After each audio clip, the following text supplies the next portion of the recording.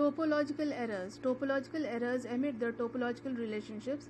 A common digitizing error occurs when two lines that are supposed to meet at a node do not meet perfectly. If a gap exists between them, it is called undershoot. If line is overextended as shown below in figure, is called undershoot. The result of both cases is a dangling line which has the same polygon on its left and right side. It is called dissolved polygons. Dangling node also occurs when a polygon is not perfect. Locational errors. The shift in location and change in shape of the features is called as locational errors. These errors occur due to various reasons which are listed below. Georeferencing errors, scanning errors, human errors. Georeferencing errors occur by selecting wrong control points and wrong source points during process of georeferencing. It causes change in shape and scale of the resultant map. To correct such type of location errors, it must be redigitize or reselect control points and rerun geometric transformation. The second scenario consists of errors in scanning and tracing. These errors occur because of intersection lines being too close, wide, thin or broken. Digitizing errors from tracing includes collapsed lines, misshapen lines and extra lines. To overcome this error, one needs to go for a rescanning and redigitization. The human error occurs during the process of digitizing manually. Human error is not difficult to understand. When a source map has hundreds of polygons and thousands of lines, it can easily miss some lines or connect the wrong points.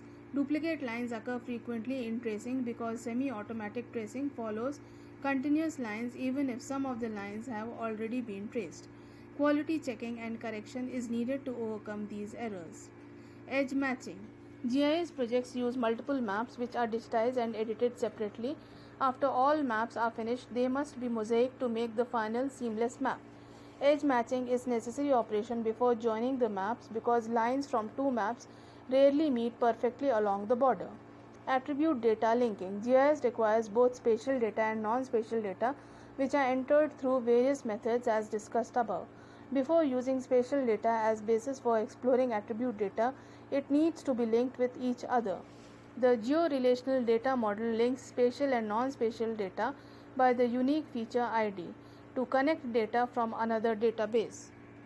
Example, an Excel file to the map and attribute table in the GIS, it needs a linking field. A field with an identifying number or text string that matches the record from one database to record from the other. Each map feature has a unique label ID.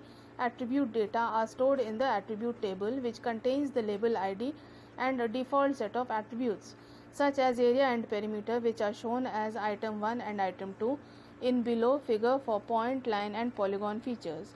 Each row of the attribute table represents a map feature and each column describes characteristics of the map feature. A row is also called a record and a column is called field or an item.